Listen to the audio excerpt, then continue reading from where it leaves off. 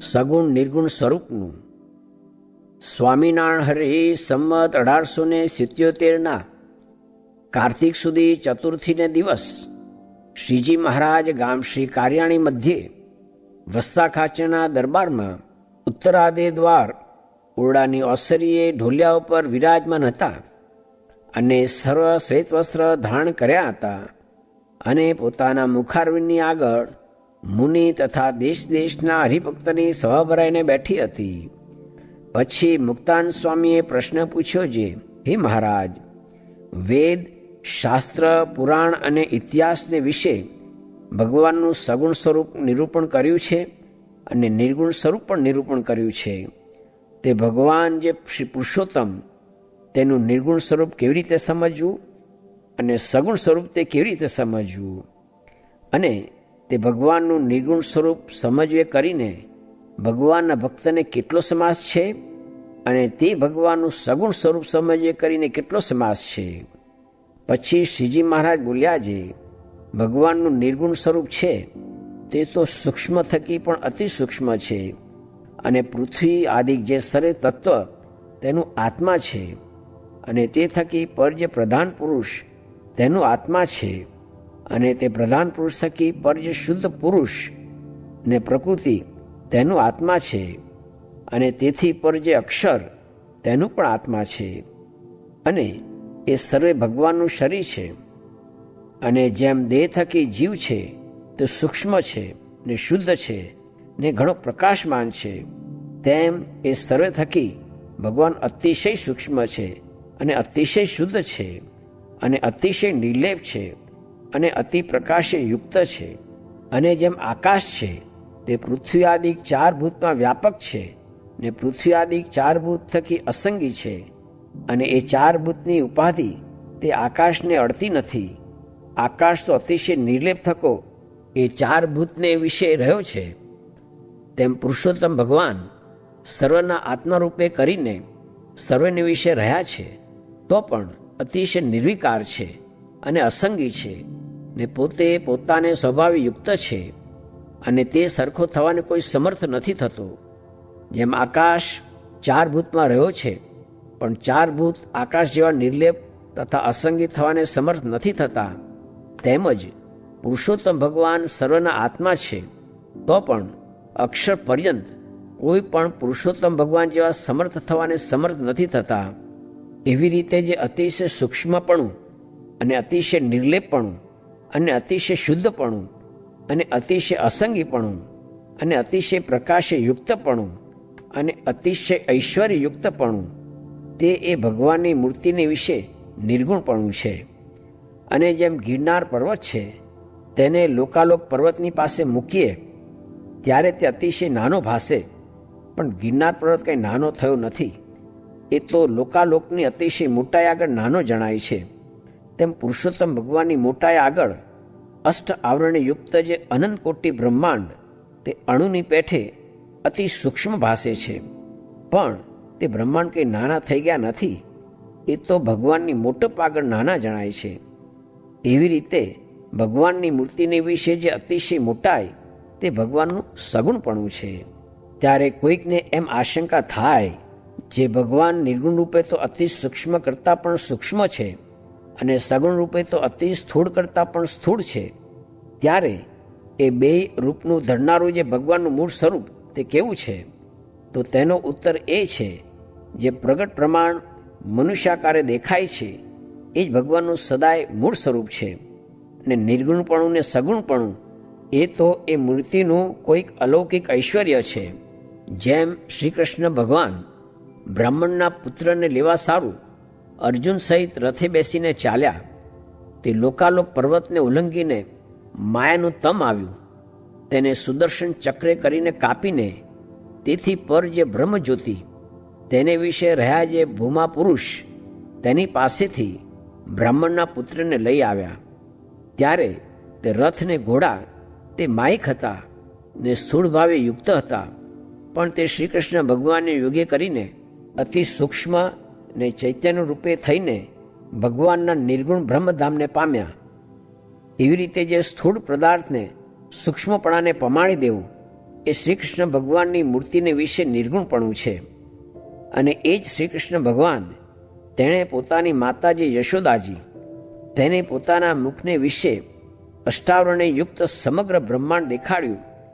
અને વળી અર્જુનને પોતાની મૂર્તિને વિશે વિશ્વરૂપ દેખાડ્યું.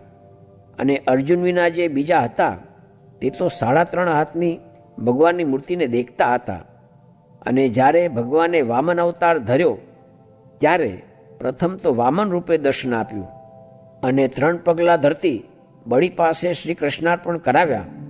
પછી એવું પોતાના સ્વરૂપને વધાર્યું જે 7 પાતાળનું તો 1 પગલું કર્યું અને આકાશમાં તો પોતાનું શરીર બધેય માઈ રહ્યું અને બીજું પગલું ઊંચું મેલ્યું. તેણે 7 સ્વર્ગને વેંધીને અંડકટા ફોડ્યું. એવું જે ભગવાનનું મોટું સ્વરૂપ થયું તેને બળીરાજાએ દીઠું. અને બળી વિના જે બીજા હતા તેણે તો જેવું વામન સ્વરૂપ ભગવાને ધારણ કર્યું હતું તેવું ને તેવું દીઠું. એવી રીતે જે ભગવાનને વિશે અતિશય મોટાઈ થકી જે મોટાઈ દેખાય એ ભગવાનની મૂર્તિને વિશે સગુણપણું જાણવું.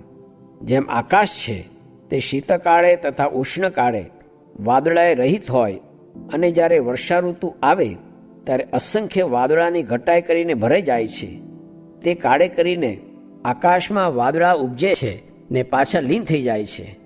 તેમ ભગવાન પોતાની ઈચ્છાએ કરીને પોતામાંથી નિર્ગુણ અને સગુણ રૂપ જે ઐશ્વર્ય તેને પ્રગટ કરીને પાછું પોતાની વિશે લીન કરે છે. અને એવા જે ભગવાન તે મનુષ્ય જેવા જણાતા હોય પણ તેના મહિમાનો પાર કોઈ પામતો નથી. અને જે ભક્ત એવી રીતે ભગવાનની મૂર્તિમાં નિર્ગુણપણું ને સગુણપણું સમજે તે ભક્તને કાળ, કર્મ અને માયા તે બંધન કરવાને સમર્થતા નથી અને તેને આઠે પહોર અંતરમાં આશ્ચર્ય રહ્યા કરે છે. ઇતિ વચનામૃતમ. એવી રીતે કાર્યાણી પ્રકરણનું 8મું વચનામૃત જે તે થયું. જેમ છે એમ કહીએ તો ઘેર કોઈ જઈ શકે નહીં ને ઘેર જાય તો ત્યાં રહેવાય નહીં એમ કહીને બોલ્યા જે તાજી તીક્ષ્ણ ધાર અડતામાં અળગું કરે લેશ ન રહે સંસાર વજ્ર લાગ્યા કોઈ વીર ના.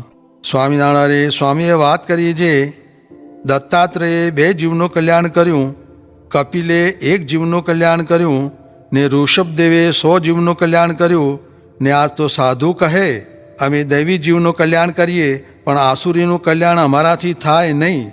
ત્યારે ભગવાન કહે આસુરીનું કલ્યાણ અમે કરશું. તે મુજો સુરુ ને માનભા ને જોબન પગી ને તખો પગી એ તો પાપના પર્વત કહેવાય. એને તો ભગવાન સત્સંગ કરાવે પણ એ સાધુથી વળે નહીં. સ્વામિનારાયણ સ્વામીએ વાત કરી જે મહારાજને જેસંગભાઈએ પ્રશ્ન પૂછ્યો જે ભગવાનનું કર્યું સર્વે થાય છે ને તે ભગવાન રક્ષા કરે તો શું ન થાય.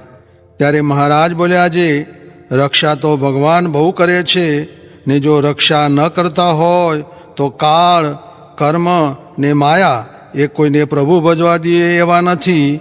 કેમ જે મૂળ માયાને કોઈએ છેડી નહોતી તેને આપણે છેડી છે. તે શું તો લાજુ કાઢીને તેનો વારંવાર તિરસ્કાર કરીએ છીએ. તે જો ભગવાન રક્ષા ન કરતા હોય તો આ કરો પાડીને મારી નાખે, કાં આ ઝાડ ભાંગીને મારી નાખે, કાં પૃથ્વી ફાડીને માઈ ઘાલી દઈએ એવી ખીજી છે. ત્યારે પૂછું જે એવી ક્યાં સુધી રક્ષા કરશે. ત્યારે મહારાજ બોલ્યા જે હમણાં રક્ષા કરે છે ને પછી નહીં કરે એમ સમજવું નહીં. એમ કહીને બોલ્યા જે પૂર્વ દેશમાંથી પુરુષ આવતો હતો, તેને આગળ લાખું તાડ આડા આવ્યા. તેને જોઈને એક તાડને હડસેલો માર્યો, તે લાખું તાડને પાડીને ચાલ્યો ગયો. તેમ અમે પૃથ્વી ઉપર આવીને કાળ, કર્મ ને માયા તેને હડસેલો માર્યો છે. તે ઊભા થઈને દુઃખ દેવા સમર્થ નહીં થાય એમ તમારે જાણવું. સ્વામિનારાયણ સ્વામીએ વાત કરી જે ખરેખરું જ્ઞાન થાય તો તે માયાના પેચમાં આવે નહીં. જેમ જળ કૂકડીને જળ લોપે નહીં તેમ એવા પુરુષ માયામાં આવે તો એ માયા લોપી શકે નહીં. તથા જેમ જળ કાતરણી માછલું છે તે જાળમાં આવે નહીં. કેમ જે 2 કોરે અસ્ત્ર જેવી ધાર હોય તે જાળને કાપીને નિસરી જાય તેમ એવા સમર્થ પુરુષ હોય તે અનંત જીવને માયા પર કરી મૂકે એવા છે. ને તમારે તો આ પૃથ્વીનું વેજું છે તે શું? તો પ્રત્યક્ષ મહારાજ ને પ્રત્યક્ષ સંત પ્રગટ બિરાજે છે. એવું તમારું મોટું ભાગ્ય છે. તે ઉપર શેરડીના ગાદડાનું દ્રષ્ટાંત દીધું. જેમ શેરડીનો સાંઠો હોય, તેનું થળિયું તે કઠણ હોય, ને પીછું હોય તે મોડું હોય, ને વચલી ગાંદડી હોય તે મીઠી હોય, તેમ તમારે પ્રભુ ભજવામાં આ સાનુકૂળ છે. કેમ જે મોટા સંતનો જોગ છે, ને મોરે તો મારતા ને ખાવા મળતું નહીં, ને આજ સર્વે અંગે સાનુકૂળ છે, તે પ્રભુ ભજી લેવા પણ આળસુ થવું નહીં. સ્વામિનારાયણ હરે. સ્વામીએ વાત કરી જે આપણા પ્રભુ તો હમણાં અહીં પૃથ્વી ઉપર છે. આ વાતમાં ઘણો જ મર્મ છે. તે સમજતા હોય તે સમજે.